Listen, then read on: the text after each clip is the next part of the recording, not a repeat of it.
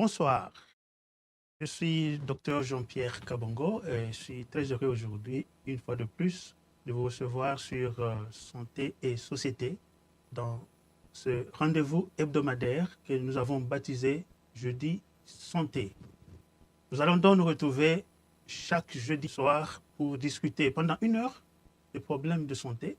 Nous focalisons beaucoup plus sur des solutions simples et surtout naturelles pour que vous puissiez vivre en santé et pendant très longtemps. Donc, comme je le disais, chaque jeudi, nous allons donc nous retrouver ici pendant 1 heure pendant laquelle nous allons prendre environ 20 à 30 minutes pour vous présenter un sujet qui sera débattu ici, et puis le temps qui reste sera pour une conversation avec vous. Et donc, vous aurez l'occasion de poser votre question et attendre la réponse. Donc, c'est ainsi que nous avons pour ce soir une ligne WhatsApp.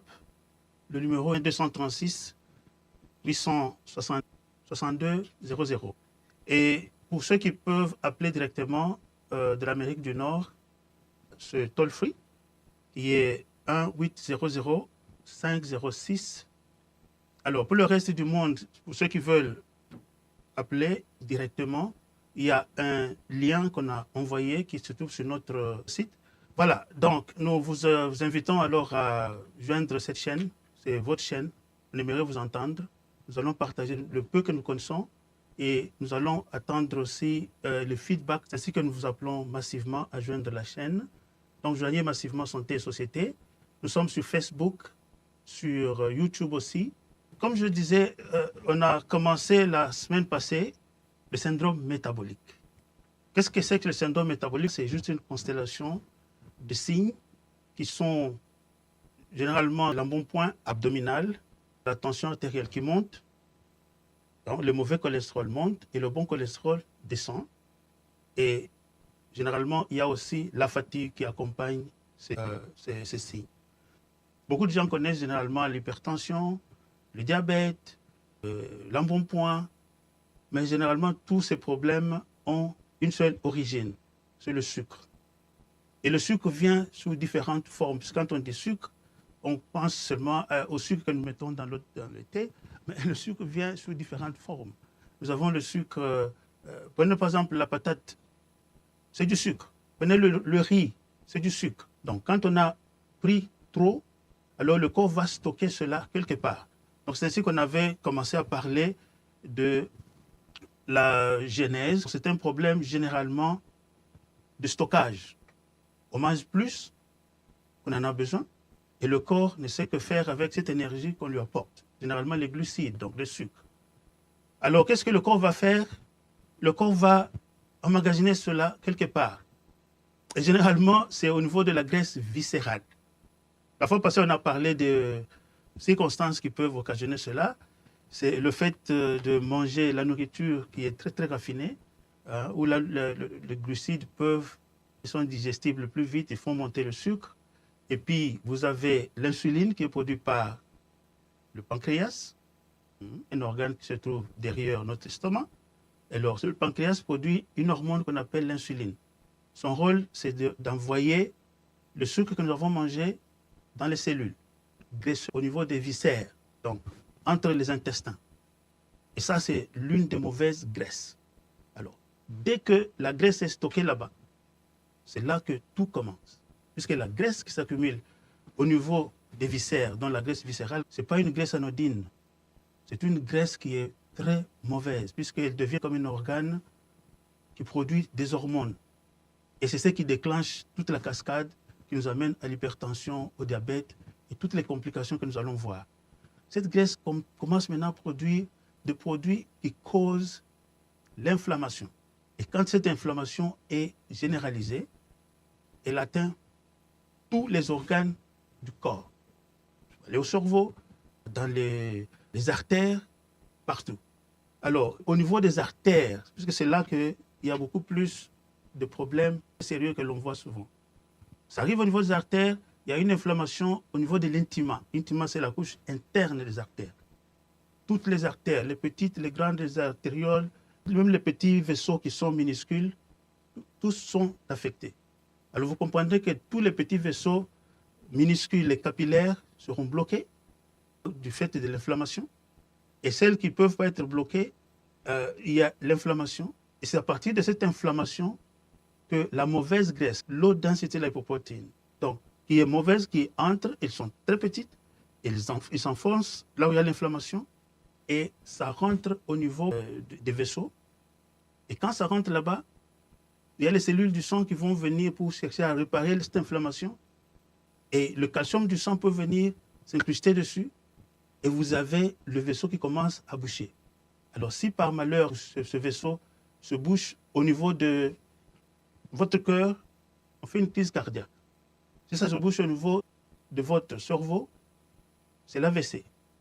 Alors, il y a une diminution généralisée de ces vaisseaux. Quand ça arrive, par exemple, au niveau des organes génitaux, surtout chez les hommes, c'est beaucoup plus patent. Pour ceux qui sont mariés, on a des problèmes au lit, puisque le sang n'arrive plus comme il faut au niveau des organes génitaux, du fait de cette inflammation. Et des fois, c'est comme ça qu'on découvre ce problème. Parce que généralement, c'est silencieux. Quand vous commencez à voir des signes, c'est-à-dire qu'il y a déjà des complications. Alors vous comprendrez que partout où passe le sang, il y aura des conséquences. Donc c'est pourquoi c'est un problème sérieux. On ne pouvait pas débattre en un seul jour, même pas en 2 séances, puisqu'il y a des embranchements un peu partout. Donc je vais vous donner quelques complications. Nous avons déjà ébauché, il y a des complications cardiovasculaires. C'est généralement quoi la maladie cardiovasculaire, comme on dit à traumateuse. Donc on a parlé de ça. Donc c'est l'infarctus du myocarde, c'est la claudication intermittente. Vous avez par exemple, le sang ne passe plus comme il faut au niveau des membres et vous avez des douleurs, vous marchez, ça fait mal. Et quand vous arrêtez, la douleur part. Il faut voir votre médecin. Il y a des problèmes d'insuffisance cardiaque. Le cœur peut entrer en fibrillation auriculaire, c'est-à-dire les auricules ne fonctionnent plus comme il faut et généralement cela cause même des caillots. Le sang peut coaguler dans le cœur, le même caillot qui peut être envoyé au niveau du cerveau et causer aussi un AVC. Il y a la maladie microvasculaire de la rétine, au niveau des reins aussi, au niveau du cerveau. Ça peut causer une insuffisance rénale qui commence au niveau des artères du rein. On parle de la rigidité artérielle accrue. Donc, les reins deviennent comme du caoutchouc, ça ne répond plus aux contractions du cœur, parce que généralement, quand le cœur bat, les vaisseaux doivent se dilater. C'est ce qui régule la tension. Un peu comme quand on souffle dans un ballon. Quand vous soufflez dans le ballon, du fait de la pression, le ballon gonfle. Alors, les vaisseaux ne peuvent plus faire cela, et c'est ce qui cause même la tension artérielle au début. Il y a une dysfonction endothéliale due de la résistance à l'insuline. Et ça, c'est assez dramatique des fois au début. Avant qu'il y ait même destruction de l'intérieur des vaisseaux, il y a la diminution du monoxyde d'azote. Pour ceux qui le savent, le monoxyde d'azote, c'est ce qui favorise la dilatation des vaisseaux pour que ça puisse fonctionner.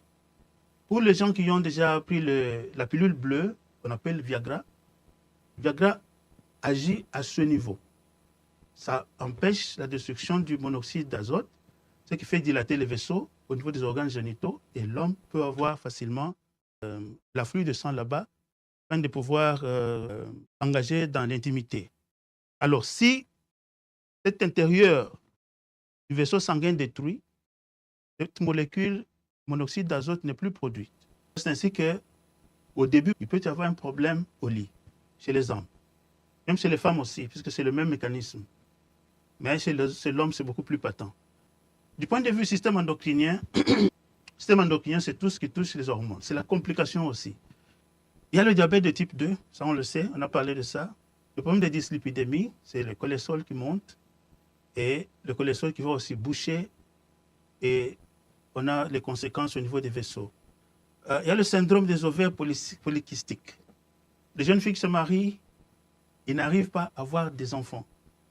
Donc, à cause de la graisse qui est au niveau de l'abdomen, ça peut stimuler la production de l'insuline, il va stimuler la production des hormones mâles chez la femme. Donc voilà la testostérone qui monte, la femme qui commence à avoir la barbe, les menstrues s'arrêtent, dans les périodes s'arrêtent, et puis elles prennent du poids, ils prennent un peu de muscle et ils ne peuvent pas concevoir à cause du sucre qu'on a trop emmagasiné. Et généralement, le traitement, c'est de perdre du poids. Généralement, les choses s'arrangent. Chez l'homme aussi, il y a ce qu'on appelle l'hypogonadisme masculin. C'est intéressant, hein, cette graisse qui va au niveau de l'abdomen. Elle va transformer la testostérone, qui est l'hormone masculine, en oestrogène. Donc, pratiquement, vous êtes en train de devenir une femme alors que vous êtes un homme, puisque la graisse abdominale va transformer la testostérone en oestrogène. Et l'homme qui n'a pas d'oestrogène, c'est la fatigue, c'est la perte de masse musculaire, c'est le manque de persévérance dans ce que l'on fait. C'est quelqu'un qui va comme ça rester à la maison, on ne peut plus se réveiller, on ne peut plus s'engager dans des projets et les terminer. La troisième complication, c'est au niveau du système hépatique et digestif. On parle de la stéatose hépatique. Vous allez faire une échographie, on vous dit qu'il y a de la graisse qui est là dans votre foie. Et cette graisse, ça peut ralentir la digestion. Vous mangez, vous ne vous sentez pas bien. Et à la longue, quand ça reste là-bas, ça peut même se transformer en certains cas en cancer du foie. Il y a la stéopathie métabolique, on a parlé de ça. La fibrose hépatique et cirrhose, et voilà, qui peut se transformer aussi en cancer, on a parlé de cela. Au niveau du système rénal, ça peut causer la maladie rénale chronique. Il y a la néphropathie diabétique, vous commencez à passer des protéines qui sortent de vos reins à cause de mêmes problèmes. Vous pouvez développer des lithiases, donc les calculs au niveau des reins. Au niveau du système neurologique, vous pouvez faire un AVC, généralement ischémique, c'est-à-dire le sang n'arrive plus, hein, du fait des blocages au niveau des vaisseaux, au niveau du cerveau. Vous pouvez faire des déficits cognitifs, commencer à oublier beaucoup de choses. Ça peut aller jusqu'à la maladie d'Alzheimer, où vous ne pouvez plus vous orienter, vous commencez à oublier même votre nom. Donc les complications, ça va dans tous les sens. Et maintenant, nous sommes là pour prendre des questions. Le numéro est affiché en bas d'écran. Les gens continuent à envoyer leurs questions par message. Vous pouvez aussi enregistrer un audio court de moins de 30 secondes. Et ceux qui sont en Amérique du Nord, ils ont le numéro qu'on a donné, qui s'affiche aussi en bas de l'écran. Et voilà, nous sommes donc au terme de notre jeudi santé aujourd'hui. Je ne peux que vous remercier, vous qui avez été nombreux, que nous avez suivis partout. Nous prenons rendez-vous à jeudi prochain. Et avant de partir, je vais vous demander, si vous n'êtes pas abonné à notre chaîne, de vous abonner à Santé et Société. Et si vous connaissez des gens qui ont aussi des problèmes de santé, qui aimeraient les résoudre d'une façon naturelle, ben, vous pouvez leur envoyer le contact afin que nous puissions arriver à partager l'information. Merci et à la prochaine.